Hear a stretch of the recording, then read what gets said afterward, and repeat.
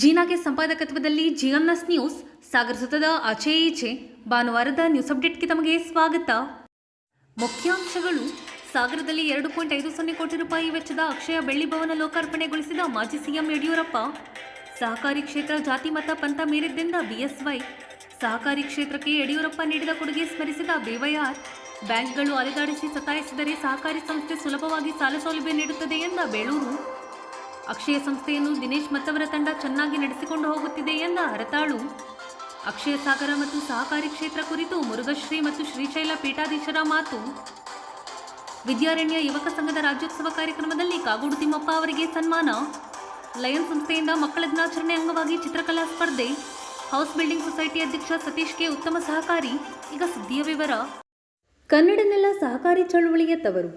ಸಹಕಾರಿ ಚಳುವಳಿಯ ಭದ್ರಬೇರು ಕರ್ನಾಟಕದಲ್ಲಿದೆ ಎಂದು ಮಾಜಿ ಮುಖ್ಯಮಂತ್ರಿ ಬಿಎಸ್ ಯಡಿಯೂರಪ್ಪ ತಿಳಿಸಿದರು. ಸಾಗರದ ವಿನೋಬ ನಗರದಲ್ಲಿ ಭಾನುವಾರ ಅಕ್ಷಯ ಸಾಗರ ಸೌಹಾರ್ದ ಸಹಕಾರಿ ಸಂಸ್ಥೆಯ ಬೆಳ್ಳಿ ಹಬ್ಬದ ಅಂಗವಾಗಿ ನಿರ್ಮಿಸಲಾಗಿರುವ ಅಕ್ಷಯ ಬೆಳ್ಳಿ ಭವನ ಲೋಕಾರ್ಪಣೆ ಮಾಡಿ ಅವರು ಮಾತನಾಡುತ್ತಿದ್ದರು. ಸೌಹಾರ್ದ ಸಹಕಾರ ಸಂಘ ವತಿಯಿಂದ ನಿರ್ಮಿಸಿರುವಂತಹ ಅಕ್ಷಯ ಬೆಳ್ಳಿ ಭವನ ಲೋಕಾರ್ಪಣೆಯ ಸಮಾರಂಭದಲ್ಲಿ ನಾವೆಲ್ಲ ಭಾಗವಹಿಸಿದ್ದೇವೆ. ಇಲ್ಲಿ ನಡೆದಿರುವಂತಹ ಎಲ್ಲ ಸಹಕಾರಿ ಬಂಧುಗಳಿಗೆ ನಮ್ಮ ಹೃದಯಪೂರ್ವಕ ಅಭಿನಂದನೆ ಸಲ್ಲಿಸ್ತೇನೆ. ಇದನ್ನ ನೋಡ್ತಾ ಇರುವ ಸಂದರ್ಭದಲ್ಲಿ ನನ್ನ ಸಾರ್ವಜನಿಕ ಜೀವನ ಹೇಗೆ ಪ್ರಾರಂಭ ಆಯಿತು ಅಂತ ಹೇಳಿದ್ರೆ, ಶಿಕಾರಿಪುರದ ವೀರಶೈವ ಸಹಕಾರ ಸಂಘದ ಅಧ್ಯಕ್ಷರಾಗಿ ನಮ್ಮ ಸಾರ್ವಜನಿಕ ಬದುಕು ಆರಂಭ ಆಯಿತು ಎಂದು ಹೇಳಕ್ಕೆ ನನಗೆ ಹೆಮ್ಮೆ ಅನಿಸುತ್ತೆ.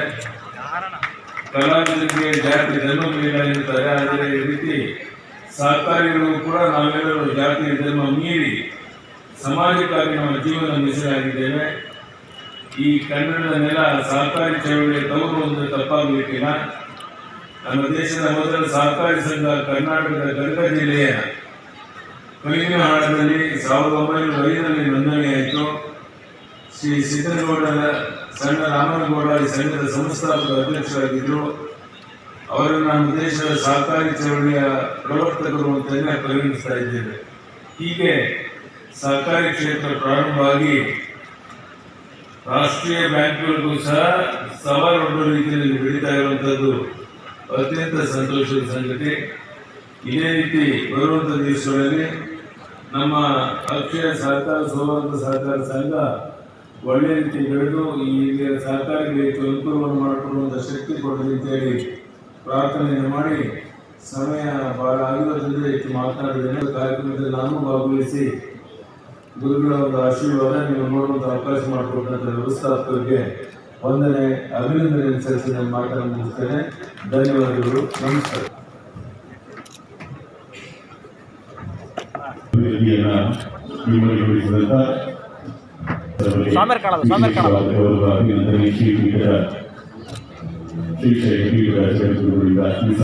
ಸಂಸದ ಬಿವೈ ರಾಘವೇಂದ್ರ ಮಾತನಾಡಿ, ಸಹಕಾರಿ ಕ್ಷೇತ್ರದಲ್ಲಿ ಎಲ್ಲರಿಗೂ ನಾನು, ನನಗಾಗಿ ಎಲ್ಲರೂ, ಈ ಒಂದು ಪ್ರಜಾಪ್ರಭುತ್ವದ ಒಂದು ಮೂಲ ಸಿದ್ಧಾಂತವನ್ನು ಇಟ್ಕೊಂಡು ಹೋದಾಗ ಮಾತ್ರ ಈ ಸಂಸ್ಥೆಯನ್ನ ಎಷ್ಟು ಎತ್ತರಕ್ಕೆ ಬೇಕಾದ್ರೂ ಕೂಡ ಬೆಳೆಯಲಿಕ್ಕೆ ಸಾಧ್ಯ ಇದೆ.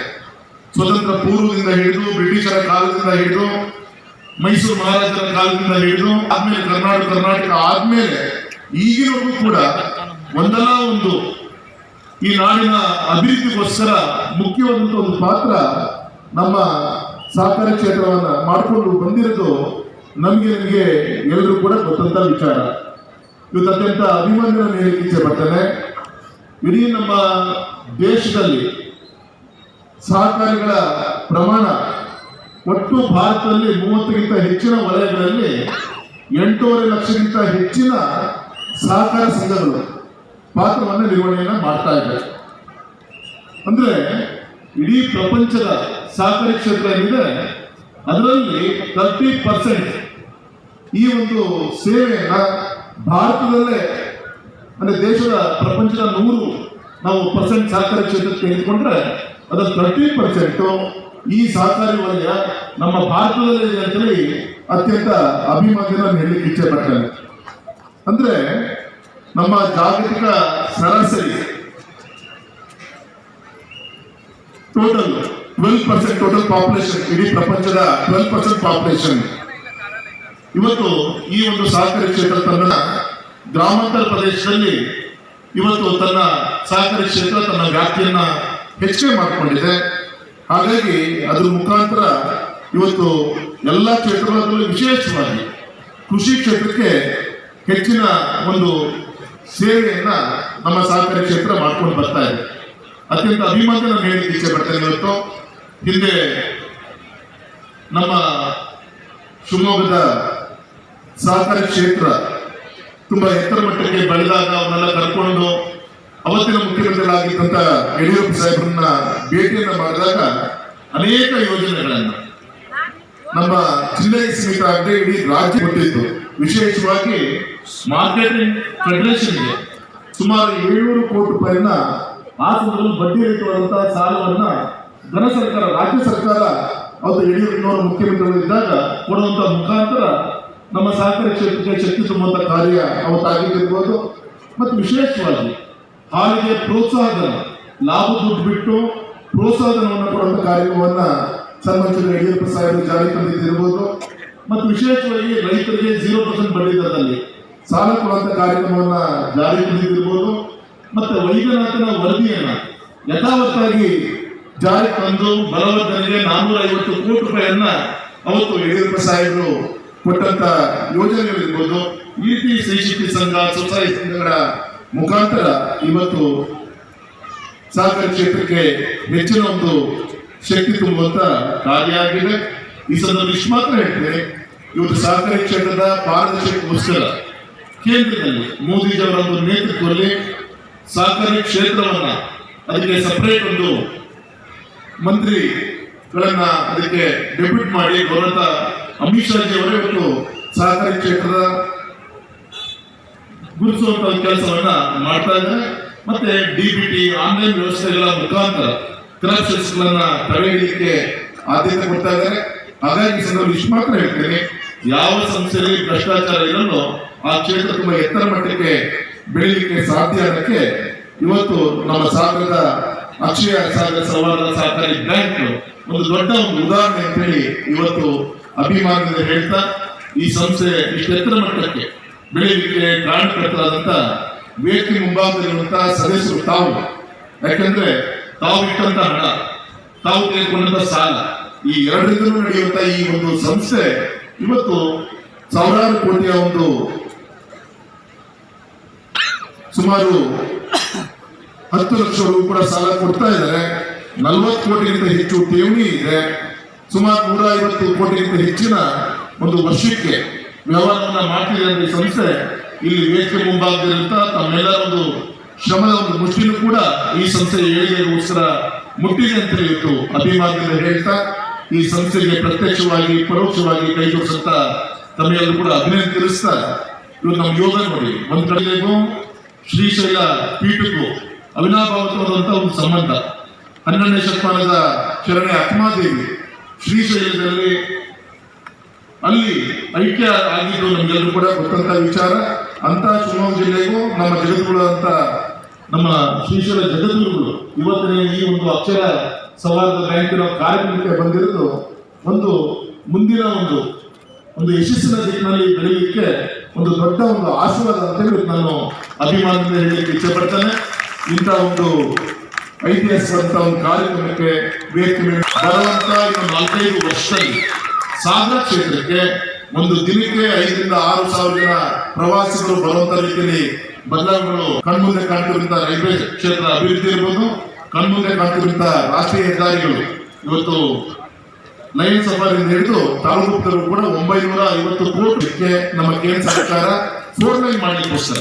ಯಾಕಂದ್ರೆ ರಸ್ತೆಯಲ್ಲಿ ನಮ್ಮ KG ಶಿವಪ್ಪನ ಕಳ್ಕೊಂಡ್ವಿ, ಫಾರ್ಮರ್ MP ಅವ್ರನ್ನ ಕಳ್ಕೊಂಡ್ವಿ, ನಾವು ನಾಯಕ್ ಅಂತ ಒಬ್ಬ MLA ಅವ್ರನ್ನ ಆಕ್ಸಿಡೆಂಟ್ ಕಳ್ಕೊಂಡಿದ್ವಿ. ಸಾಕಷ್ಟು ಇವತ್ತು ರಸ್ತೆಯ ಟ್ರಾಫಿಕ್ ಒತ್ತಡ ಹೆಚ್ಚಾಗಿದೆ. 2 ಲೈನ್ 4 ಲೈನ್ ಆಗ್ಬೇಕಾಗಿದೆ. ಕಳಿಸುವ ಸೇತುವೆ ಆಗ್ತಾ ಇದೆ, ಕೊಲ್ಲೂರು ಕೇಬಲ್ ಕಾರ್ ಆಗ್ತಾ ಇದೆ. ಅಂದ್ರೆ ಒಬ್ಬ ಪ್ರವಾಸಿಗರು ಸಾಗರಕ್ಕೆ ಬಂದ್ರು ಅಂದ್ರೆ 2-3 ದಿನ ಇಲ್ಲಿ ಉಳ್ಕೊಂಡು ಇಲ್ಲಿಂದ ಮಠ ಮಂದಿರಗಳು, ಪ್ರವಾಸೋದ್ಯಮದ ಕೇಂದ್ರಗಳನ್ನ ನೋಡ್ಕೊಂಡು ಅದ್ರ ಮುಖಾಂತರ ಅಭಿವೃದ್ಧಿ ಆಗುತ್ತಿದೆ. ರೈತರ ಏಳಿಗೆ ಆಗ್ಬೇಕಾಗಿದೆ. ಈ ದಿಕ್ಕಲ್ಲಿ ಏನ್ ಬೇಕು ಆ ದಿಕ್ಕಲ್ಲಿ ಪಶ್ಚಾತ್ಯಕ್ಕೆ ನಾವೆಲ್ಲರೂ ಕೂಡ ಗಮನವನ್ನು ಕೊಡ್ತೀವಿ ಅಂತ ಈ ಸಂದರ್ಭದಲ್ಲಿ ಹೇಳ್ತಾ ಮತ್ತೊಮ್ಮೆ ಪವಿತ್ರವಾದಂತಹ ಕಾರ್ಯಕ್ರಮದಲ್ಲಿ ಅವಕಾಶ ಮಾಡಿಕೊಟ್ಟಂತ ವೇದಿಕೆ ಶ್ರೀಗಳಿಗೆ ವಿಶೇಷ ಸಂಸ್ಥೆಯ ದಿನವಹಿ ಬಿಡುಗಡೆ ಮಾಡಿ ಮಾತನಾಡಿದ ಶಾಸಕ ಹಾಗೂ ಅರಣ್ಯ ಕೈಗಾರಿಕಾ ಅಭಿವೃದ್ಧಿ ನಿಗಮದ ಅಧ್ಯಕ್ಷ ಗೋಪಾಲಕೃಷ್ಣ ಬೇಳೂರು, ಈ ಕಾರ್ಯಕ್ರಮದಲ್ಲಿ ಸೌಹಾರ್ದ ಸಹಕಾರ ಸಂಘ 25 ವರ್ಷಗಳನ್ನ ಪೂರ್ಣಗೊಳಿಸಿ ಬೆಳ್ಳಿ ಹಬ್ಬ ಆಚರಿಸಿಕೊಳ್ಳುತ್ತಿರುವಂತಹ ಈ ಶುಭ ಸಂದರ್ಭದಲ್ಲಿ ನಿಮ್ಮೆಲ್ಲರಿಗೂ ನಾನು ಈ ಸಂದರ್ಭದಲ್ಲಿ ಅಭಿನಂದನೆಗಳನ್ನು ಸಲ್ಲಿಸುತ್ತೇನೆ. ಬಂಧುಗಳೇ, ಬಹುಶಃ ಈ ಸಂಸ್ಥೆ ಹಿಂದೆ ಸಂಸ್ಥಾಪಕರಾದಂಥ ನಮ್ಮ ಹೊಸಕೋಟೆ ಭೋಜಪ್ಪಗೌಡರು ಸ್ಥಾಪನೆ ಮಾಡಿರುವಂತಹ ಈ ಸಂಸ್ಥೆ, ಅವರ ಜೊತೆಗೆ ರತ್ನಾಕರ ಗೌಡರು, ಕುಮಾರ ಗೌಡರು, ಚನ್ನಬಸಪ್ಪ ಗೌಡರು, ವೀರೇಶ್ ಗೌಡರು, ಹಾಗೆ ಮೇಘರಾಜರು ಇದ್ದರು ಜೊತೆಗೆ ಇವರೆಲ್ಲರ ಒಂದು ನೇತೃತ್ವದಲ್ಲಿ ಇಷ್ಟು ದೊಡ್ಡ ಮಟ್ಟದ ಒಂದು ಸಹಕಾರ ಕ್ಷೇತ್ರ ಬೆಳೆದಿದೆ ಅಂತ ಹೇಳಿದ್ರೆ ಇವತ್ತು 25 ವರ್ಷ ಬೆಳ್ಳಿ ಹಬ್ಬ ಆಚರಣೆ ಮಾಡೋದು ಸಾಮಾನ್ಯ ವಿಚಾರವಲ್ಲ. ಇದಕ್ಕೆ ಶ್ರಮಿಸಿದಂತ ಎಲ್ಲರಿಗೂ ನಿಮ್ಮೆಲ್ಲರ ಒಂದು ದೊಡ್ಡ ಚಪ್ಪಾಳೆ ಬರಲಿ ಅಂತ ನಾನು ಹೇಳಿದ್ದೇನೆ. ಬಂಧುಗಳೇ, ಬಹಳ ಸಹಕಾರಿ ಕ್ಷೇತ್ರ ಇಡೀ ರಾಷ್ಟ್ರದಲ್ಲಿ ಇವತ್ತು ಬಹಳ ದೊಡ್ಡ ಮಟ್ಟಕ್ಕೆ ಬೆಳೆದಿದೆ. ಕರ್ನಾಟಕದಲ್ಲಿ ಸಹಕಾರ ಕ್ಷೇತ್ರ ಅತ್ಯಂತ ಯಶಸ್ವಿಯಾಗಿ ಕಾರ್ಯನಿರ್ವಹಿಸಿದೆ. ಇತ್ತೀಚೆಗೆ ನಾನು ಸಹ DCC ಬ್ಯಾಂಕಿನ ನಿರ್ದೇಶಕನಾಗಿ ಸಹಕಾರ ಕ್ಷೇತ್ರಕ್ಕೆ ಬಂದ್ಬಿಟ್ಟಿದ್ದೀನಿ.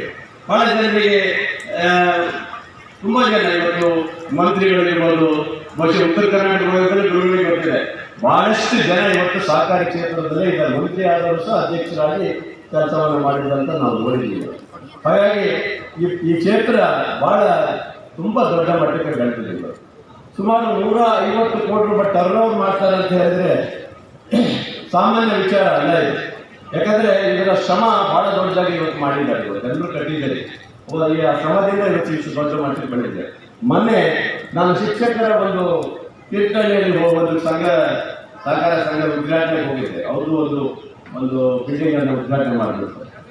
ಆ ಸಂಘದಲ್ಲಿ ಇವತ್ತು 800 ಕೋಟಿ ರೂಪಾಯಿ ಟರ್ನ್ ಓವರ್ ಮಾಡ್ತಾರೆ ಶಿಕ್ಷಕರು ಅಂತ ಹೇಳಿದರೆ ಸಾಮಾನ್ಯ ವಿಚಾರ ಅಲ್ಲ ಇದು. ಇದರಿಂದ ಏನು ಪ್ರಯೋಜನ ಆಗುತ್ತೆ ಅಂತ ಹೇಳಿದ್ರೆ ಬಹಳ ಜನರಿಗೆ ಅರ್ಥ ಆಗಲ್ಲ. ಬಹಳ ಜನರಿಗೆ ಈ ಸಹಕಾರ ಸಂಘದಲ್ಲಿ ಬರೋದಿಲ್ಲ. ನೀವು ಯಾರು ಬರಬೇಕು, ಸಹಕಾರ ಕ್ಷೇತ್ರದಲ್ಲಿ ಸೇರಬೇಕು. ಯಾಕಂದ್ರೆ ನೀವು ಸರ್ಕಾರದ ಯಾವುದೇ ಕೆನರಾ ಬ್ಯಾಂಕು, ಬೇರೆ ಬ್ಯಾಂಕು, ರಾಷ್ಟ್ರೀಕೃತ ಬ್ಯಾಂಕಿಗೆ ಹೋದ್ರೆ, ನಿಮ್ಮ ಮಗಳ ಮದುವೆಗೆ ಮನೆ ಕಟ್ಟಬೇಕಂತ ಹೋದ್ರೆ ನೀವು ಏನು ದಾಖಲೆಗಳು 25 ದಾಖಲೆಗಳು ಕೊಡಬೇಕು. ನಿಮಗೆ ಯಾವುದೇ ಇವತ್ತು ಬಾ, ನಾಳೆ ಬಾ, ನಾಡ್ದು ಬಾ ಅಂತ ಹೇಳಿ ಮಗಳು ಮದುವೆನೂ ಆಗೋದಿಲ್ಲ ಅಥವಾ ಮನೆ ಕಟ್ಟಲಿಕ್ಕೂ ಸಾಧ್ಯ ಆಗುವುದಿಲ್ಲ. ಆದರೆ ಸಹಕಾರ ಕ್ಷೇತ್ರದಲ್ಲಿ ನಿಮ್ಮೆಲ್ಲ ಪರಿಚಿತರೇ ಇರ್ತಾರೆ. ಅಲ್ಲಿ ನಿಮಗೆ ಪರಿಚಯ ಇರ್ತದೆ. ದಾಖಲೆ ಏನು, ನಿಮ್ಮ ಹೆಸರು, ನಿಮ್ಮ ದಾಖಲೆ ಸ್ವಲ್ಪ ಕೊಟ್ಟರು ಸಾಕು, ತಕ್ಷಣ ಬಿಡುಗಡೆ ಮಾಡ್ತಾರೆ. ಇರ್ಬೋದು, ನಾವು ಇರ್ಬೋದು. ಅದು ಬಹಳ ಅನುಕೂಲ ಆಗುತ್ತೆ. ಬಹಳ ಜನರಿಗೆ ಗೊತ್ತಾಗುದಿಲ್ಲ. ಅದನ್ನ ಬಹಳ ಇವತ್ತು ಅಡಿಕೆ ಮಿಡಿಯೋದಕ್ಕೆ ಇದೆ, ಅಲ್ಲಿ ಸಹ ಯಾರು ಹೆಚ್ಚಾಗುವುದಿಲ್ಲ. ಬಹಳ ಜನ ಹೊರಗಡೆ ಅಡಿಕೆ ಕೊಡೋದು, ಅವ ಹೋಗಿ ಟೊಪ್ಪಿ ಹಾಕ್ಬಿಡ್ತಾನೆ. ಮೊನ್ನೆ ನೋಡಿದ್ರು ಯಾರು 50 ಲಕ್ಷ ರೂಪಾಯಿ ಟೊಪ್ಪಿ ಹಾಕಿ ಹೋಗಿದ್ದಾನೆ. ಈಗ ಬರ್ತಾರೆ, ಸಾರ್ ನಾನು ಹೇಳಿದ್ರೆ ಯಾಕಪ್ಪ ಎಲ್ಲ ಕೊಡ್ತೀರಿ, ಹೊರಗಡೆ ಹೋಗಿ ಯಾಕೆ ಅಡಿಕೆ ಕೊಡ್ತೀರಿ ಅಂತ ಕಡೆ ಕೊಡಬೇಡಿ. ನೀವು ಸಹಕಾರಿ ಕ್ಷೇತ್ರದಲ್ಲಿ ನೀವು ಅಲ್ಲಿ ಸದಸ್ಯರಾಗಿ ನಿಮ್ಮ ಆರೋಗ್ಯಗಳಿಗೆ, ನಿಮ್ಮ ಭವಿಷ್ಯಕ್ಕೆ, ನಿಮ್ಮ ಮುಂದಿನ ನಿಮ್ಮ ಏರಿಯಾಗೆ ಒಂದು ಸಂಸ್ಥೆ ಇರುತ್ತೆ. ಅದರಿಂದ ಆ ಥರ ಪೂರ್ಣಗೊಳಿಸುವ ಕೆಲಸ ಮಾಡಬೇಕಂತ ಎಚ್ಚರಿಕೆ ಕೊಟ್ಟಿದ್ದೀನಿ. ಇವತ್ತು ನಾನು ಹೇಳೋದಷ್ಟೇ, ಇವತ್ತು ಸಹಕಾರ ಕ್ಷೇತ್ರದಲ್ಲಿ ಶಿವಮೊಗ್ಗ ಜಿಲ್ಲೆಯಲ್ಲಿ DCC ಬ್ಯಾಂಕ್ ಇವತ್ತು ರಾಜ್ಯದಲ್ಲಿ ನಂಬರ್ 1 ಸ್ಥಾನವನ್ನು ನಾವು ಪಡಿತಾ ಇದ್ವಿ ಅಂತ ಹೇಳಿದ್ರೆ ಅದಕ್ಕೆ ಗಟ್ಟಿತನವನ್ನು ಕೊಟ್ಟಿದ್ದೀವಿ. ಇವತ್ತು ಅದಾಗಬೇಕು. ಯಾವುದೇ ಸಹಕಾರ ಕ್ಷೇತ್ರದಲ್ಲಿ ಹಸ್ತಕ್ಷೇಪ ಆಗದ ರೀತಿಯಲ್ಲಿ ಇವತ್ತು ದೊಡ್ಡ ದೊಡ್ಡ ಸಂಸ್ಥೆಗಳು ಮುಳುಗಿ ಹೋಗಿದೆ. ಬೆಂಗಳೂರಿನಂತ ದೊಡ್ಡ ದೊಡ್ಡ ಸಹಕಾರ ಕ್ಷೇತ್ರದಲ್ಲಿ ಸಾವಿರಾರು ಕೋಟಿ ರೂಪಾಯಿ ಸಂಘದಲ್ಲಿ ಮುಳುಗಡೆ ಆಗಿ ಇವತ್ತು ಬಹಳ ಜನ ಮಾತಾಡ್ತಾ ಇದ್ದಾರೆ. ಆ ಥರ ಆಗಬಾರ್ದು. ಇದು ರೈತರು, ಜನಸಾಮಾನ್ಯರು, ಬಡವರ ಪರವಾಗಿರುವಂತಹ ಒಂದು ಸಂಸ್ಥೆ ಇವತ್ತು ದಿನೇಶ್ ಮತ್ತು ಅವರ ಸಂಘಟನೆಗಳು ಇಷ್ಟೊಂದು ದೊಡ್ಡ ಮಟ್ಟಕ್ಕೆ ಕಟ್ಟಿದರೆ ನಿಜವಾಗ್ಲೂ ನಿಮಗೆ ನಾನು ಮತ್ತೊಮ್ಮೆ ಅಭಿನಂದನೆ ಸಲ್ಲಿಸ್ತೇನೆ ಸರ್. ಬಹಳ ಖುಷಿ ಆಯ್ತು. ಯಾಕಂದ್ರೆ ಅದ್ರ ಜೊತೆಗೆ ಒಳ್ಳೆ ಕಟ್ಟಡವನ್ನು ಕಟ್ಕೊಂಡಿದ್ದೀರಿ. ಯಾಕಂದ್ರೆ ಮೊನ್ನೆ ನನಗೆ ಒಂದು ಮಾಹಿತಿ ಬಂದಿದೆ, ಕೆನರಾ ಬ್ಯಾಂಕ್ ಬಂದು DCC ಬ್ಯಾಂಕ್ ಬಂದು ನನಗೂ ಸ್ವಲ್ಪ ಡೆಪಾಸಿಟ್ ಕೊಡಿ ಅಂತ ಕೇಳೋ ಮಟ್ಟಿಗೆ ಬಂದಿದ್ದಾರೆ ಅಂತ ಹೇಳಿದ್ರೆ ನೀವು ರಾಷ್ಟ್ರೀಕೃತ ಬ್ಯಾಂಕ್ ಯಾವ ಮಟ್ಟಿಗೆ ಅಂತ ಯೋಚನೆ ಮಾಡಬೇಕಾಗಿದೆ. ಅದರಿಂದ ಸಹಕಾರಿ ಕ್ಷೇತ್ರ ಬಹಳ ಎತ್ತರಕ್ಕೆ ಬೆಳೆಯಬೇಕಾದ್ರೆ ನಿಮ್ಮೆಲ್ಲರ ಸಹಕಾರ ಇರಬೇಕು. ಈ ರೀತಿಯಾದಂತಹ ವ್ಯವಸ್ಥೆಯಿಂದ ನಾನು ರಾಜಕೀಯವಾಗಿ ಯಾವುದೂ ಮಾತಾಡಲಿಕ್ಕೆ ಹೋಗುವುದಿಲ್ಲ. ಬಹಳಷ್ಟು ಅಭಿವೃದ್ಧಿ ಮಾಡಬೇಕಾದ್ರೆ ಈ ಕ್ಷೇತ್ರದ ಒಬ್ಬ ಶಾಸಕನಾಗಿ ನಮ್ಮದೇ ಆದಂತಹ ಸರ್ಕಾರ ಇರೋದ್ರಿಂದ 5 ವರ್ಷದಲ್ಲಿ ಪ್ರಮಾಣ. ಮಾಜಿ ಸಚಿವ ಹರತಾಳು ಹಾಲಪ್ಪ ಮಾತನಾಡಿ, ವಿಶೇಷವಾಗಿ ಮುಂದಾಳತ್ವ ವಹಿಸಿ ಮಾಡಿದ್ದು ಕೇಳ್ಪಟ್ಟಿದ್ದೇವೆ. ಚೆನ್ನಾಗಿ ನಡೀತಾ ಇದೆ. ಇವತ್ತು ಕೂಡ ದಿನೇಶ್ ಮತ್ತು ಅವರ ತಂಡ ಒಳ್ಳೆ ರೀತಿ ನಡೆಸಿಕೊಂಡು ಹೋಗ್ತಾ ಇದೆ. ಒಂದು ನಡೀಲಿ ಅಂತ ಭಗವಂತನಲ್ಲಿ ಮತ್ತು ಪೂಜ್ಯ ಸ್ವಾಮೀಜಿಯವರಿಗೆ ಪ್ರಾರ್ಥನೆ ಮಾಡ್ತೇವೆ. ಕೋಆಪರೇಟಿವ್ ದೊಡ್ಡ ವ್ಯವಸ್ಥೆ ಇದೆ. ಈ ವ್ಯವಸ್ಥೆ ಕಳೆದ 100 ವರ್ಷಗಳಲ್ಲಿ ಭಾರತದಲ್ಲಿ ಸಾಕಷ್ಟು ಕೆಲಸ ಮಾಡಿದೆ. 2006-2007 ದಶಕದಲ್ಲಿ ತುಂಬ ತೊಂದರೆಗೊಳಗಾಗಿತ್ತು. ಕರ್ನಾಟಕ ರಾಜ್ಯದಲ್ಲಿ ಎಲ್ಲಿ ನೋಡಿದ್ರು ಹೋರಾಟಗಳು, ಸ್ಟ್ರೈಕ್ಗಳು, ಸೊಸೈಟಿ ಸಾಲ ಕಟ್ಟಕ್ಕಾಗದೆ ಬಡ್ಡಿ ಕಟ್ಟಕ್ಕಾಗದೆ ಇರ್ತಕ್ಕಂಥ ಸಂದರ್ಭದಲ್ಲಿ ಯೋಗ ಯಡಿಯೂರಪ್ಪನವರು ಆ ಕಾಲಕ್ಕೆ ಮೊದಲನೇ ಬಾರಿಗೆ ಉಪಮುಖ್ಯಮಂತ್ರಿಯಾಗಿ ಅಧಿಕಾರ ಹೇಳಿದರು. ಉಪಮುಖ್ಯಮಂತ್ರಿಯಾಗಿ ಅಧಿಕಾರ ಹೇಳಿದಾಗ ಕೇವಲ 3% ಬಡ್ಡಿ ಕೊಡ್ತೇನೆ, ದಯವಿಟ್ಟು ರೈತರಿಗೆ ಸಾಲ ಕೊಡಿ, ರೈತರಿಗೆ ಧ್ವನಿಯಾಗಿ ನಿಲ್ಲೋಣ ಅಂತ ಹೇಳಿ ಉಪಮುಖ್ಯಮಂತ್ರಿಯಾಗಿ ಧೈರ್ಯ ತುಂಬಿದರು. ಯೋಗ ಮತ್ತೆ 2008ರಲ್ಲಿ ಮುಖ್ಯಮಂತ್ರಿ ಆದರು. 0% ಬಡ್ಡಿ ರಹಿತ ಸಾಲವನ್ನು ರೈತರಿಗೆ ಕೊಟ್ಟು ಈ ಕೋಆಪರೇಟಿವ್ ಮೂವ್ಮೆಂಟ್ ಅನ್ನು ಮತ್ತೊಮ್ಮೆ ಎತ್ತಿರುವುದು. 100 ವರ್ಷಗಳ ಹಿಂದೆ ಪ್ರಾರಂಭ ಆಗಿ 1900ರಲ್ಲಿ ಪ್ರಾರಂಭ ಆಗಿ 2000 ಇಸ್ವಿಯಲ್ಲಿ ಅದು ಎಲ್ಲೂ ಮುಗಿಸ್ತಿರ್ತಕ್ಕಂಥ ಸಂದರ್ಭದಲ್ಲಿ ಪುಣ್ಯಾತ್ಮ ಯಡಿಯೂರಪ್ಪ ಒಂದು ಧೈರ್ಯ ತುಂಬತಕ್ಕಂಥ ಕೆಲಸ ಮಾಡಿ ಸಾಲ ಕೊಡಿಸಿ ರೈತರಿಗೂ ಅನುಕೂಲ ಆಯಿತು, ಸೊಸೈಟಿಗಳಿಗೆ ಅನುಕೂಲ ಆಯಿತು. ಕೋಆಪರೇಟಿವ್ ಮೂವ್ಮೆಂಟು ಮತ್ತೊಮ್ಮೆ ಮುಂದೆ ಬರುವಾಗ ಆಗಿದೆ. ಇದನ್ನು ನಾವು ನೆನಪು ಮಾಡ್ಕೊಬೇಕು. ಈ ಹಾಲಿನ ಸೊಸೈಟಿಗಳು ಕೇಳ್ತಿದ್ವಿ ನಾವು, ಅದು ಹಾಲು ಕಳೆದವರಿಗೆ ಏನೂ ಸಿಗ್ತಿರಲಿಲ್ಲ. ಆಗ ಯಡಿಯೂರಪ್ಪ ಯೋಚನೆ ಮಾಡಿದರು, ಮುಖ್ಯಮಂತ್ರಿಯಾಗಿ ಗೌರವಧನ ಕೊಡ್ತೇನೆ, ಸಹಾಯಧನ ಕೊಡ್ತೇನೆ ಅಂತ ಹೇಳಿ ಅದು ಇವತ್ತು 6 ರೂಪಾಯಿವರೆಗೆ ಆಗಿದೆ ಒಂದು ಲೀಟ್ರಿಗೆ. ಇತ್ತೀಚಿನ ದಿನಗಳಲ್ಲಿ ಅದು ಸ್ವಲ್ಪ ತಡ ಆಗ್ತಾ ಇದೆ ರೈತರಿಗೆ ಸಂದಾಯಗಳು, ಅದನ್ನು ಬೇಗ ಕೊಡಬೇಕು ಅಂತ ಈ ಸಂದರ್ಭದಲ್ಲಿ. ಶ್ರೀಶೈಲ ಪೀಠದ 1008 ಜಗದ್ಗುರು ಡಾಕ್ಟರ್ ಚನ್ನಸಿದ್ದರಾಮ ಪಂಡಿತಾರಾಧ್ಯ ಶಿವಾಚಾರ್ಯ ಸ್ವಾಮಿಗಳು ಹಾಗೂ ಮುರುಘಾ ಮಠದ ಡಾಕ್ಟರ್ ಮಲ್ಲಿಕಾರ್ಜುನ ಮುರುಘರಾಜೇಂದ್ರ ಸ್ವಾಮಿಗಳು ಮಾತನಾಡಿ, ಸವಿಯನ್ನು ಸವಿತಾರೆ. ಜೀವನ ಸಾಮಾಜಿಕ ವ್ಯವಸ್ಥೆ ಚೆನ್ನಾಗಿ ನಡ್ಕೊಂಡು ಹೋಗ್ಬೇಕು ಅಂತಂದ್ರೆ ಅಲ್ಲಿಯೂ ಕೂಡ ಸಹಕಾರ ಅತ್ಯಂತ ಅವಶ್ಯಕ. ಸಹಕಾರ ಅಂದ್ರೆ ಬೇರೆ ಏನಲ್ಲ. ಈಗಾಗಲೇ ಜಗದ್ಗುರುಗಳು ಅವರು ಹೇಳಿದಂತೆ ನಾನೊಬ್ಬನೇ ಉಣ್ಣೋದು ಸಹಕಾರ ಅಲ್ಲ, ನಮ್ಮ ಜೊತೆಗೆ ಎಲ್ಲರನ್ನು ಕರ್ಕೊಂಡು ಊಟ ಮಾಡೋದೇ ನಿಜವಾಗಿರುವಂತ ಸಹಕಾರ. ನಾನು ದುಡಿದದ್ದು ನನಗೆ ಇರಲಿ ಅನ್ನೋದು ಸ್ವಾರ್ಥ. ಆದ್ರೆ ನಾನು ದುಡಿದದ್ದನ್ನ ಎಲ್ಲರ ಜೊತೆಗೆ ಹಂಚ್ಕೊಂಡು ಊಟ ಮಾಡ್ತೇನೆ ಅನ್ನೋದೇ ಸಹಕಾರ. ಹಂಚ್ಕೊಂಡು ಊಟ ಮಾಡ್ತೇನೆ ಅನ್ನೋದೇ ಸಹಕಾರ. ಈ ಪ್ರಪಂಚದೊಳಗ ಯಾರು ದೊಡ್ಡವರು, ಯಾರು ಗೌರವಕ್ಕೆ ಪಾತ್ರರಾಗ್ತಾರೆ ಅಂತ ಕೇಳಿದ್ರ ಯಾರು ಸಹಕಾರ ಮನೋಭಾವನೆಯನ್ನು ಇಟ್ಕೊಂಡು ಬೆಳೀತಾರೋ ಅವರೇ ದೊಡ್ಡವರಾಗ್ತಾರ. ಅವರಿಗೇನೆ ಸಮಾಜ ಗೌರವ ಕೊಡ್ತಾರೆ. ಒಂದು ಸಂದರ್ಭ ದೇವತೆಗಳು ಮತ್ತು ರಾಕ್ಷಸರ ಮಧ್ಯದಲ್ಲಿ ಬಹಳ ದೊಡ್ಡ ಜಗಳ ಆಯಿತು. ರಾಕ್ಷಸರಿಗೆ ಬರ್ತದೆ, ಕುಂತ್ರ ಹೇಳಕ್ ಬರ್ತದೆ, ಎದ್ರ ಕೂಡ್ಲಿಕ್ಕೆ ಬರ್ತದೆ. ಕಳ್ಕೊಳ್ತಾ ಇದ್ದೇವೆ. ಇವತ್ತು ನಾವು ಪ್ರಾಣಿಗಳನ್ನು ನೋಡಿ ಕಲಿಬೇಕಾಗುವಂತ ಸ್ಥಿತಿ ನಿರ್ಮಾಣ ಆಗಿದೆ. ಇವತ್ತು ಪಶು ಪಕ್ಷಿಗಳು ಎಲ್ಲವೂ ಕೂಡ ತಮ್ಮ ಒಂದು ಸಂಸ್ಥೆಯನ್ನ ಅಥವಾ ಸಂಘವನ್ನ, ಪರಿವಾರವನ್ನ ಹೇಗೆ ಪೋಷಿಸಿಕೊಂಡು ಹೋಗ್ತಾ ಇದ್ದಾವೆ. ಆದ್ರೆ ಮನುಷ್ಯ ಬರುವಂತ ಸ್ವಾರ್ಥಿ ಆಗ್ತಾ ಇದ್ದಾನೆ. ಇಂಥ ದಿನಮಾನಗಳಲ್ಲಿಯೂ ಕೂಡ ಇಂಥ ಸಹಕಾರಿ ಸಂಸ್ಥೆಗಳ ಅಗತ್ಯತೆ ಎಷ್ಟಿದೆ ಅಂತ ಅನ್ನೋದ್ರ ಬಗ್ಗೆ ಹೇಳಬೇಕಾಗಿಲ್ಲ.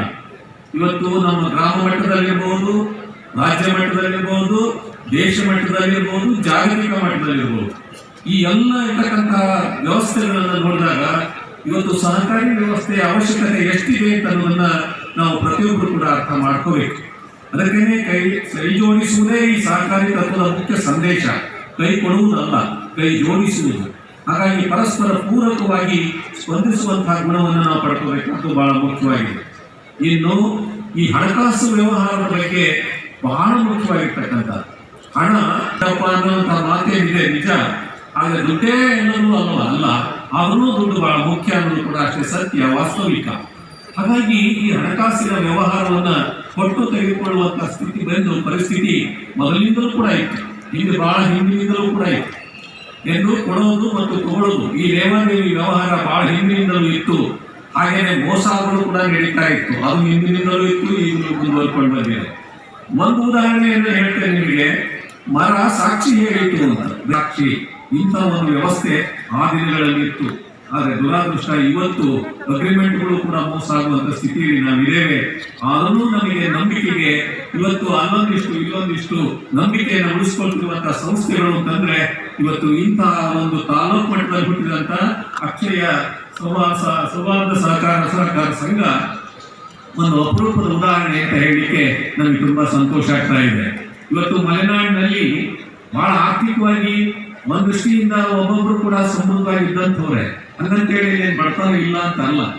ಆದ್ರೆ ಬಡತನದ ಮಧ್ಯೆಯೂ ಕೂಡ ಇಲ್ಲಿರ್ತಕ್ಕಂಥವ್ರು ಎಲ್ಲರೂ ಕೂಡ ಸೌಹಾರ್ದವಾಗಿ ಬೆಳ್ಕೊಂಡು ಬಂದಿರತಕ್ಕಂತಹ ಒಂದು ಉದಾಹರಣೆಗಳು ಸಾಕಷ್ಟಿದೆ. ಹಾಗಾಗಿ ಇದಕ್ಕೆಲ್ಲ ಕಾರಣ ಅಂದ್ರೆ ಕೆಳದಿ ಸಂಸ್ಥಾನದ ಒಂದು ಆಡಳಿತದ ವ್ಯವಸ್ಥೆ. ಅಂತಹ ಒಂದು ಅಪರೂಪದ ಆಡಳಿತವನ್ನ ಕೆಳದಿ ಸಂಸ್ಥಾನ ನೀಡಿದೆ ಇದೆ. ಆ ಪರಂಪರೆಯಲ್ಲಿ ಹುಟ್ಕೊಂಡಿರ್ತಕ್ಕಂಥ ಸಂಸ್ಥೆ ಈ ಅಕ್ಷಯ ಸೌಹಾರ್ದ ಸಂಘ ಅಂತ ಹೇಳಿಕ್ಕೆ ತುಂಬಾ ಸಂತೋಷ ಆಗುತ್ತೆ. ಕೇವಲ 330 ಜನ 1,000 ರೂಪಾಯಿಗಳನ್ನು ಕೊಟ್ಟು ಪ್ರಾರಂಭ ಮಾಡಿದಂತಹ ಭೋಜಪ್ಪಗೌಡರು, ರತ್ನಾಕರಗೌಡರು ಮುಂತಾದವರ ನೇತೃತ್ವದಲ್ಲಿ ನಡೆದಂತಹ ಆರಂಭವಾದ ಈ ಸಂಸ್ಥೆ ಇವತ್ತು ಕೋಟಿ ಕೋಟಿ ವ್ಯವಹಾರವನ್ನು ಮಾಡುವಂತಹ ಸಂಸ್ಥೆಯಾಗಿ ಬೆಳೆದಿದೆ ಅಂತಂದ್ರೆ ಕೇವಲ 25 ವರ್ಷಗಳಲ್ಲಿ ಇದಕ್ಕೂ ಈ ಸಂಸ್ಥೆಯನ್ನು ನಾವು ಪೂರ್ವಕವಾಗಿ ಸಂಸ್ಥೆಯ ಎಲ್ಲ ಮಲೆನಾಡಿನ ಆರ್ಥಿಕ ಅಭಿವೃದ್ಧಿಯ ಬಗ್ಗೆ ಸಾಕಷ್ಟು ಇವತ್ತು ನಾವು ಯೋಚನೆ ಮಾಡಬೇಕಾದಂತ ಕಾಲದಲ್ಲಿ ಕೂಡ ಜನ ಒಳಗಾಗ್ತಾರೆ. ಈ ಭಾಗದ ಜನರು ಎಷ್ಟೋ ಜನ ಇವತ್ತು ಕೂಡ ಒಳ್ಳೆ ಜಮೀನು ಸಿಗಲಾರದೆ ಆ ಕಡೆ ಎಲ್ಲೆಲ್ಲೋ ಬಯಲು ಸೀಮೆ ಕೊಟ್ಟ ಜಮೀನನ್ನು ಆಶ್ರಯಿಸಿಕೊಂಡು ಬದುಕುವಂತಹದ್ದನ್ನು ಕೂಡ ನಾವು ನೋಡ್ತಾ ಇದ್ದೇವೆ. ಶರಾವತಿ ಮುಳುಗಡೆ ಪ್ರದೇಶದವರು ಎಷ್ಟೆಲ್ಲ ಇವತ್ತು ಅನಾಥರಾಗಿ ಕೂಡ ಇದ್ದಾರೆ. ಇಂತೆಲ್ಲ ಹಿನ್ನೆಲೆಯಲ್ಲಿ ಸಮಸ್ಯೆಗಳು ಇದಾವೆ. ಇಲ್ಲದೇ ಆದಂತಹ ಪ್ರಾದೇಶಿಕ ಸಮಸ್ಯೆಗಳು ಕೂಡ ಇದಾವೆ. ಇಲ್ಲಿ ಯಾವುದೇ ಕೈಗಾರಿಕೆಗಳು ಮತ್ತೊಂದು ಆರ್ಥಿಕ ಅಭಿವೃದ್ಧಿಗೆ ಇಲ್ಲಿ ಯಾವುದೇ ಕೂಡ ವಾತಾವರಣ ಇವತ್ತು ಕೂಡ ಇಲ್ಲ. ಇಂತಹ ಒಂದು ಹಿನ್ನೆಲೆಯಲ್ಲಿ ಆರ್ಥಿಕವಾಗಿ ಈ ಪ್ರದೇಶ ಮಲೆನಾಡು ಪ್ರದೇಶ ಬೆಳೆಯಬೇಕು ಅಂದ್ರೆ ಕೇವಲ ಅಡಿಕೆಯನ್ನು ಆಶ್ರಯಿಸಿಕೊಂಡು ಬೆಳೆಯುವಂತ ಕಾಲ ಹೋಗ್ತಕ್ಕ ಬೆಳೆಗಳನ್ನು ಬೆಳೆಯಲಿಕ್ಕೆ ರೈತರಿಗಾಗಲಿ ಅಥವಾ ಬೇರೆ ಇಂಡಸ್ಟ್ರಿಗಳು ಕೈಗಾರಿಕೆಗಳನ್ನ ಇಲ್ಲಿ ಬರಲಿಕ್ಕೆ ಅವಕಾಶಗಳನ್ನು ಮಾಡಿಕೊಡುವಂತಹ ವ್ಯವಸ್ಥೆ ಆಗಲಿ ಇವತ್ತು ಬೇಕಾಗಿದೆ.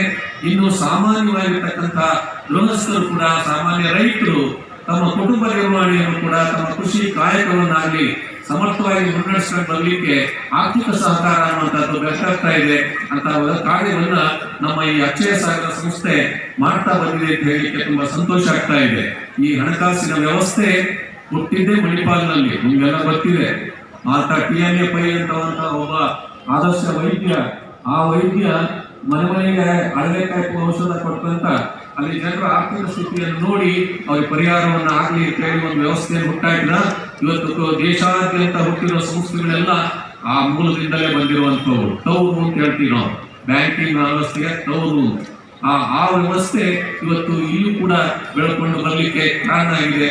ನಮ್ಮ ಮಲೆನಾಡಿನಲ್ಲಿ ಅಂದು ಆ ಇಬ್ಬರು ಹಿರಿಯರ ನೇತೃತ್ವದಲ್ಲಿ ಯುವಕರು ಸೇರಿಕೊಂಡು ಕಟ್ಟಿದಂತ ಸಂಸ್ಥೆ ಇವತ್ತು ಕೂಡ ಒಬ್ಬ ಯುವ ನಾಯಕ BG ದಿನೇಶ್ ಅವರು ಏನಿದ್ದಾರೆ ಅವರ ನೇತೃತ್ವದಲ್ಲಿರ್ತಕ್ಕಂಥ ಎಲ್ಲ ಆಡಳಿತ ಮಂಡಳಿಯವರು ಬಹಳ ಸಮರ್ಥ ರೀತಿಯಿಂದ ಒಬ್ಬ ಯುವಕ ಈ ಮಟ್ಟಕ್ಕೆ ತನ್ನ ಒಂದು ಆರ್ಥಿಕ ಸಂಸ್ಥೆಯನ್ನ ಮುನ್ನಡೆಸಿಕೊಂಡು ಬರಲಿಕ್ಕೆ ಏನೆಲ್ಲ ಸಹ ಪ್ರಯತ್ನಗಳು ನಡೆದಿರಬಹುದು ಅನ್ನೋದನ್ನ ನೀವೆಲ್ಲ ಊಹಿಸಿಕೊಳ್ಬಹುದು. ಅಂತಹ ಒಂದು ಪ್ರಯತ್ನ ಈ ಒಂದು ಸಂಸ್ಥೆಯ ಮೂಲಕ ಆಗಿದೆ ಅವರ ನೇತೃತ್ವದಲ್ಲಿ ಅಂತ ಹೇಳಲಿಕ್ಕೆ ತುಂಬಾ ಸಂತೋಷ. ಈ ಸಂಸ್ಥೆ ಕೇವಲ 25 ವರ್ಷದಲ್ಲಿ ನೋಡಿ 97ರಲ್ಲಿ ಆರಂಭವಾಯಿತು. ನಾವು ಅಂದು ದೀಪ ಹಚ್ಚಿ ಈ ಸಂಸ್ಥೆಯನ್ನ ಆ ಸಂಸ್ಥೆ 25 ವರ್ಷಗಳ ರಜತ ಮಹೋತ್ಸವವನ್ನು ಆಚರಿಸುವ ಈ ಶುಭ ಪ್ರಸಂಗದಲ್ಲೂ ಕೂಡ ನಾವು ಇವತ್ತು ಉಪಸ್ಥಿತರಿದ್ದೇವೆ. ಈ ಸಂದರ್ಭಕ್ಕೆ ಈ ನಾಡನ್ನ ಅತ್ಯಂತ ಸಮರ್ಥ ರೀತಿಯಿಂದ ಸಮೃದ್ಧಗೊಳಿಸಿದಂತಹ ಆದರ್ಶ ಅಪರೂಪದ ನಾಯಕ ಸನ್ಮಾನ್ಯ BS ಯಡಿಯೂರಪ್ಪನವರು ಅವರ ಒಂದು ಸಮ್ಮುಖದಲ್ಲಿ ಇವತ್ತು ಈ ಕಾರ್ಯಕ್ರಮ ಆಯೋಜನೆಯಾಗಿರುವುದು ಅತ್ಯಂತ ಅರ್ಥಪೂರ್ಣ ಔಚಿತ್ಯ. ವೇದಿಕೆಯಲ್ಲಿ ಮಳಲಿ ಮಠದ ಶ್ರೀಗಳು, ಜಡೆಮಠದ ಶ್ರೀಗಳು, ಕೋಣಂದೂರು ಬ್ರಹ್ಮನ್ ಮಠದ ಶ್ರೀಗಳು, ಮೂಲೆಗದ್ದೆ ಮಠದ ಶ್ರೀಗಳು, ಕ್ಯಾಸನೂರು ಮಠದ ಶ್ರೀಗಳು, ಮಾಜಿ ಸಚಿವ Haratalu Halappa, ನಂಜನಗೌಡ್ರು, AR Prasannakumar, Mallikarjun Hakre, BA ಇಂದೂಧರಗೌಡ, Chandrashekhar, Nagabhushan Kalmane, MH ಗೌಡ್ರು, ಬಸಪ್ಪ ಗೌಡ್ರು, ಜಗದೀಶ್ ಒಡೆಯರ್, MS ಗೌಡರ್ ಇನ್ನಿತರರು ಹಾಜರಿದ್ದರು. ನಂದಿನಿ ಬಸವರಾಜ್ ಪ್ರಾರ್ಥಿಸಿದರು. ಅಕ್ಷಯ ಸಾಗರ ಸೌಹಾರ್ದ ಸಹಕಾರಿ ಅಧ್ಯಕ್ಷ BG ದಿನೇಶ್ ಪರದವಳ್ಳಿ ಸ್ವಾಗತಿಸಿದರು. TD ಮೇಘರಾಜ್ ಪ್ರಾಸ್ತಾವಿಕ ಮಾತನಾಡಿದರು. ಲೋಕನಾಥ್ ಬಿಳಿಸಿರಿ ವಂದಿಸಿದರು. ಸಮನ್ವಯಾಕಾಶಿ ಕಾರ್ಯಕ್ರಮ ನಿರೂಪಿಸಿದರು. ನಂತರ ವಿವಿಧ ಕಲಾ ತಂಡಗಳಿಂದ ಸಾಂಸ್ಕೃತಿಕ ಕಾರ್ಯಕ್ರಮ ನಡೆಯಿತು. ನಾಡು ನುಡಿ ಸಂಸ್ಕೃತಿಯನ್ನು ಉಳಿಸಿ ಬೆಳೆಸಿಕೊಂಡು ಹೋಗಬೇಕು. ಕನ್ನಡ ನಾಡಿಗೆ ತನ್ನದೇ ಆದ ಮಹತ್ವ ಇದೆ ಎಂದು ಮಾಜಿ ಸಚಿವ ಕಾಗೋಡು ತಿಮ್ಮಪ್ಪ ತಿಳಿಸಿದರು. ಸಾಗರದ ಕೆಳದಿರಾಣಿ ಚೆನ್ನಮ್ಮಾಜಿ ವೃತ್ತದಲ್ಲಿ ಶನಿವಾರ ವಿದ್ಯಾರಣ್ಯ ಯುವಕ ಸಂಘದ ವತಿಯಿಂದ ಏರ್ಪಡಿಸಿದ್ದ ಕನ್ನಡ ರಾಜ್ಯೋತ್ಸವ ಕಾರ್ಯಕ್ರಮದಲ್ಲಿ ಅವರು ಸನ್ಮಾನ ಸ್ವೀಕರಿಸಿ ಮಾತನಾಡುತ್ತಿದ್ದರು. ಆತ್ಮೀಯ ಬಂಧುಗಳೇ, ಇಲ್ಲಿ ನೆರೆದಂತ ಆತ್ಮೀಯರೇ, ಇವತ್ತಿನ ಈ ಕಾರ್ಯಕ್ರಮವನ್ನು ನೋಡಿ ನನಗೆ ಆನಂದ ಆಗಿದೆ. ಎಷ್ಟು ಮಾತನ್ನು ಹೇಳಿದ್ರು ಸಾಕಾಗದ ರೀತಿಯಾದ ಸ್ಥಿತಿಯಲ್ಲಿ ನಾನು ನಿಂತಿದ್ದೀನಿ ಮಾನಸಿಕವಾಗಿ. ಇವತ್ತು ಖಂಡಿತವಾಗಿ ಈ ಸಂಘಟನೆಯನ್ನ ಮಾಡಿ ಈ ಒಂದು ಕಾರ್ಯಕ್ರಮವನ್ನ ಅತ್ಯಂತ ಯಶಸ್ವಿಯಾಗಿ ಏರ್ಪಾಡು ಮಾಡಿರ್ತಕ್ಕಂಥ ನನ್ನೆಲ್ಲ ಮಾನ್ಯ ಸ್ನೇಹಿತರಿಗೆ ಕೃತಜ್ಞತೆಯನ್ನು ಈ ಸಂದರ್ಭದಲ್ಲಿ ನಾನು ಸಲ್ಲಿಸ್ತೇನೆ. ಈ ಸಂಸ್ಕೃತಿಯನ್ನು ಉಳಿಸಿ ಬೆಳೆಸಿಕೊಂಡು ಹೋಗ್ಬೇಕು ಅಂತ ಹೇಳಿ ನಿಮ್ಮೆಲ್ಲರ ಪಾದಕ್ಕೆ ಸಾಷ್ಟಾಂಗ ನಮಸ್ಕಾರ ಮಾಡಿ ಪ್ರಾರ್ಥನೆ ಮಾಡಿಕೊಳ್ತೇನೆ. ಇದು ಬಹಳ ಮುಖ್ಯ ಇವತ್ತು. ಅದಕ್ಕೋಸ್ಕರ ಇವತ್ತು ಹೊತ್ತಾಗಿದೆ, ಹೆಚ್ಚು ನಾವು ಮಾತಾಡಕ್ ಹೋಗೋದಿಲ್ಲ. ಆದ್ರೂ ಕೂಡ ಈ ಕಾರ್ಯಕ್ರಮ ಅತ್ಯಂತ ಉತ್ತಮವಾದಂತಹ ಒಂದು ಸಾಂಸ್ಕೃತಿಕ ಕಾರ್ಯಕ್ರಮ. ನಮ್ಮೂರಿನಲ್ಲಿ ಇದು ನಡೆದಿರ್ತಕ್ಕಂಥದ್ದು ಹೆಮ್ಮೆ ಪಡುವಂಥದ್ದು, ಶಾಶ್ವತವಾಗಿ ನೆನಪಲ್ಲಿ ಇಟ್ಕೊಳ್ತಕ್ಕಂಥ ಕಾರ್ಯಕ್ರಮ. ಇದಕ್ಕೋಸ್ಕರವಾಗಿ ನಾನು ತಮ್ಮೆಲ್ಲರಿಗೂ ಕೂಡ ಕೃತಜ್ಞತೆ ಸಲ್ಲಿಸಿ ನನ್ನ ಎರಡು ಮಾತನ್ನು ಕಾರ್ಯಕ್ರಮದ ಅಧ್ಯಕ್ಷತೆ ವಹಿಸಿ ಮಾತನಾಡಿದ ಸಂಘದ ಅಧ್ಯಕ್ಷ ಪ್ರದೀಪಾಚಾರಿ, ಸದಸ್ಯರು ಮೊದಲಿಂದನೂ ಕೂಡ ನಮಗೆ ಬೆನ್ನು ತಟ್ಕೊಂಡು ಬರ್ತಾ ಇದ್ದಾರೆ. ಅವರ ಒಂದು ನಮ್ಮ ಬೆನ್ನ ಹಿಂದೆ ಅವರು ಇರೋದ್ರಿಂದ, ಹಾಗೆ ನಮ್ಮ ಈ ಬಡಾವಣೆಯ ಹಾಗೂ ಸಾಗರದ ದಾನಿಗಳ ಸಹಕಾರದಿಂದ ನಾವು ಈ ಕಾರ್ಯಕ್ರಮವನ್ನ ಅತ್ಯಂತ ಯಶಸ್ವಿಯಾಗಿ ನಡೆಸ್ಕೊಂಡು ಬರ್ತಾ ಇದ್ದೇವೆ. ಇಲ್ಲಿ ನಾವು ಯಾವ ಕಾರ್ಯಕ್ರಮಗಳನ್ನು ಮಾಡ್ತಾ ಇದೀವಿ, ರಾಜ್ಯೋತ್ಸವ ಕಾರ್ಯಕ್ರಮ ಮಾಡ್ತಿದ್ದೀವಿ. ಹಾಗೆಯೇ ರಾಷ್ಟ್ರೀಯ ಹಬ್ಬಗಳು, ಸ್ವಾತಂತ್ರ್ಯ ದಿನಾಚರಣೆ, ಗಣರಾಜ್ಯೋತ್ಸವ, ಹಾಗೆಯೇ ರಕ್ತದಾನ ಶಿಬಿರಗಳಂತಹ ಕಾರ್ಯಕ್ರಮಗಳನ್ನ ಮುಂದುವರ್ಸ್ಕೊಂಡು ಬರ್ತಾ ಇದ್ದೇವೆ. ಮುಂದೂ ಕೂಡ ಈ ಕಾರ್ಯಕ್ರಮಗಳು ಮುಂದುವರ್ಕೊಂಡು ಹೋಗುತ್ತೆ. ಇವತ್ತಿನ ದಿನ ವಿಶೇಷತೆ ಅಂತ ಹೇಳಿದ್ರೆ, ನಮ್ಮಲ್ಲಿ ಹಲವಾರು ಪ್ರತಿಭೆಗಳು, ನಾವು ಹಿಂದಿನಿಂದನೂ ಏನ್ ಮಾಡ್ತಾ ಇದೀವಿ, ಎಲೆ ಮರಿ ಕಾಯಿಯಂಗೆ ಯಾರಿರ್ತಾರೆ, ಯಾವ್ಯಾವುದು ಕ್ಷೇತ್ರದಲ್ಲಿ ಅವರಿಗೆ ಗುರುತಿಸಿರಲ್ಲ ಅಂತವರನ್ನ ನಾವು ಕರೆದು ಈ ಒಂದು ವೇದಿಕೆ ಮೇಲೆ ಗುರುತಿಸಿ ಅವರನ್ನ ಸನ್ಮಾನ ಮಾಡುವಂತದ್ದು ನಮ್ಮ ಸಂಘದ ಪರಂಪರೆ. ಅದನ್ನು ಕೂಡ ಮುಂದುವರ್ಸ್ಕೊಂಡು ಹೋಗ್ತಾ ಇದ್ದೇವೆ. ಈಗ ಇವತ್ತಿನ ದಿನ ನಾವು ನಮ್ಮ ಹಿರಿಯರು, ರಾಜಕೀಯ ಮುತ್ಸದಿ, ಕಳೆದ ವರ್ಷ ಅವರಿಗೆ ದೇವರಾಜು ಅರಸು ಪ್ರಶಸ್ತಿ ಸಿಕ್ತು. ಈ ವರ್ಷವೂ ಕೂಡ ಕಾಯಕ ಯೋಗಿ ಅನ್ನೋ ಒಂದು ಪ್ರಶಸ್ತಿಯನ್ನ ನೀಡಿ ಸರ್ಕಾರ ಅವರಿಗೆ ಗೌರವ ಸಮರ್ಪಣೆ ಮಾಡಿದೆ. ಅಂತಹ ಮುತ್ಸದ್ದಿ ನಾಯಕರಾದಂತಹ ಶ್ರೀಯುತ ಕಾಗೋಡು ತಿಮ್ಮಪ್ಪನವರನ್ನ ನಾವು ಈ ವೇದಿಕೆಯಲ್ಲಿ ಸನ್ಮಾನ ಮಾಡ್ತಾ ಇದ್ದೇವೆ. ರಾಜ್ಯ ಸರ್ಕಾರ ಪ್ರತಿಯೊಂದು ದಿನವೂ ಕೂಡ ಇಡೀ ವರ್ಷವಿಡೀ ಕನ್ನಡ ರಾಜ್ಯೋತ್ಸವ ಕಾರ್ಯಕ್ರಮವನ್ನ ಆಯೋಜನೆ ಮಾಡಿ ಅಂತ ಎಲ್ಲರಿಗೂ ಒಂದು ಕರೆಯನ್ನ ಕೊಟ್ಟಿದೆ. ನಾನು ಸಾಗರದ ಸಮಸ್ತ ಸಂಘ ಸಂಸ್ಥೆಗಳಲ್ಲಿ ಹಾಗೂ ಎಲ್ಲಾ ವಾರ್ಡಿನ ಜನಪ್ರತಿನಿಧಿಗಳಲ್ಲಿ ಮನವಿಯನ್ನ ಮಾಡ್ಕೊಳ್ತಾ ಇದ್ದೇವೆ. ದಯವಿಟ್ಟು ಇನ್ನು 30ನೇ ತಾರೀಕು ತನಕ ಇನ್ನೊಂದು 14 ದಿನ ಇದೆ. ದಯವಿಟ್ಟು ದಿನ ಒಂದೊಂದು ಕಾರ್ಯಕ್ರಮಗಳನ್ನ ಮಾಡಿ ಕನ್ನಡವನ್ನ ಉಳಿಸಿ ಬೆಳೆಸುವಂತ ಕಾರ್ಯದಲ್ಲಿ ತಾವು ಮುನ್ನುಗ್ಗಿ ನಿಮ್ಮ ಜೊತೆಗೆ ವಿದ್ಯಾರಣ್ಯ ಯುವಕ ಸಂಘ, ನಾವು ಕಸ ಗುಡಿಸೋದ್ರಿಂದ ಹಿಡಿದು ತೋರಣ ಕಟ್ಟೋದ್ರಿಂದ ಹಿಡಿದು ಬಂಟಿಕ್ಸ್ ಕಾರ್ಯಕ್ರಮದಲ್ಲಿ ನಮ್ಮ ಸಹಭಾಗಿತ್ವ, ನಾವು ಚೇರ್ ಹಾಕೋದಿರ್ಬೋದು, ಚೇರ್ ತೆಗೆದು ನಿಮ್ಮ ಜೊತೆಗೆ ನಾವು ಸದಾ ಇರ್ತೀವಿ ಅಂತ ಒಂದು ಮನವಿಯನ್ನ ಮಾಡ್ಕೊಳ್ತಾ, ಇನ್ಮೇಲಾದ್ರೂ ಕೂಡ ತಾವು ಪ್ರತಿ ವಾರ್ಡ್ನಲ್ಲಿ ಈ ಒಂದು ಸರ್ಕಲ್ ನಲ್ಲೂ ಮತ್ತು ಇನ್ನೊಂದಿಷ್ಟು ಕಾರ್ಯಕ್ರಮಗಳು ನಡೀಲಿ ಅನ್ನೋದು ನನ್ನ ಒಂದು ಆಶಯ. ವಿದ್ಯಾರಣ್ಯ ಯುವಕ ಸಂಘದ ಅಧ್ಯಕ್ಷನಾಗಿ ನಾನು ತಮ್ಮಲ್ಲಿ ಆಗ್ರಹ ಪೂರ್ವಕ ವಿನಂತಿಯನ್ನ ಮಾಡ್ಕೊಳ್ತಾ ನನ್ನ ಒಂದು ಅವಕಾಶಕ್ಕೆ ವಂದಿಸ್ತಾ ಇದ್ದೀನಿ. ಧನ್ಯವಾದ. ವೇದಿಕೆಯಲ್ಲಿ ವಿದ್ವಾನ್ ಜಿ.ಬಿ. ಜನಾರ್ದನ್, ನಗರಸಭಾ ಸದಸ್ಯರಾದ ಟಿ.ಡಿ. ಮೇಘರಾಜ್, ಮೈತ್ರಿ ಪಾಟೀಲ್, ಗಣೇಶ್ ಪ್ರಸಾದ್, ಆರ್. ಶ್ರೀನಿವಾಸ್, ಮಾಜಿ ಸದಸ್ಯ ಸಿದ್ದಪ್ಪ ಕೆ ಇನ್ನಿತರರು ಹಾಜರಿದ್ದರು. ನಂತರ ವಿವಿಧ ಸಾಂಸ್ಕೃತಿಕ ಕಾರ್ಯಕ್ರಮ ನಡೆಯಿತು. ಸಾಗರ ಲಯನ್ಸ್ ಭವನದಲ್ಲಿ ಭಾನುವಾರ ಲಯನ್ಸ್ ಕ್ಲಬ್ ವತಿಯಿಂದ ಮಕ್ಕಳ ದಿನಾಚರಣೆ ಅಂಗವಾಗಿ ಪ್ರಾಥಮಿಕ ಶಾಲಾ ಮಕ್ಕಳಿಗೆ ಚಿತ್ರಕಲಾ ಸ್ಪರ್ಧೆಯನ್ನು ಏರ್ಪಡಿಸಲಾಗಿತ್ತು.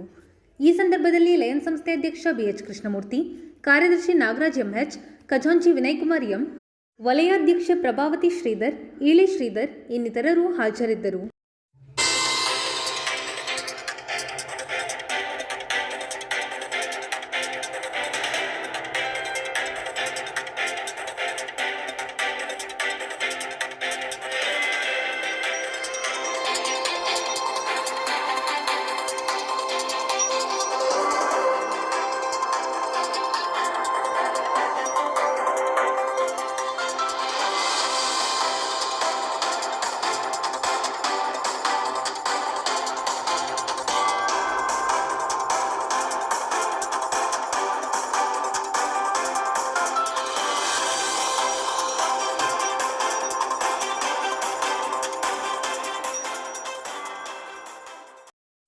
ಸಾಗರ ಆರ್ಯಡಿಗರ ಸಭಾಭವನದಲ್ಲಿ ಶನಿವಾರ ನಡೆದ 71ನೇ ಅಖಿಲ ಭಾರತ ಸಹಕಾರಿ ಸಪ್ತಾಹದಲ್ಲಿ ಸಾಗರ ಪಟ್ಟಣ ಹೌಸ್ ಬಿಲ್ಡಿಂಗ್ ಕೋಆಪರೇಟಿವ್ ಸೊಸೈಟಿ ಅಧ್ಯಕ್ಷ ಸತೀಶ್ ಕೆ ಅವರಿಗೆ ಉತ್ತಮ ಸಹಕಾರಿ ಪ್ರಶಸ್ತಿ ನೀಡಿ ಗೌರವಿಸಲಾಯಿತು. ಈ ಸಂದರ್ಭದಲ್ಲಿ ಶಾಸಕ ಗೋಪಾಲಕೃಷ್ಣ ಬೇಳೂರು, ಡಾಕ್ಟರ್ ಆರ್.ಎಂ. ಮಂಜುನಾಥ್ ಗೌಡ, ವಿದ್ಯಾಧರ್, ಸುರೇಶ್ ವಾಟಗೋಡು, ಮರಿಯಪ್ಪ ಇನ್ನಿತರರು ಹಾಜರಿದ್ದರು. ಇದು ಭಾನುವಾರದ ಸಮಗ್ರ ಸುದ್ದಿ. ನಿರಂತರ ಸುದ್ದಿಗಾಗಿ ನೋಡ್ತಾ ಇರಿ GNS ನ್ಯೂಸ್. ನಮಸ್ಕಾರ.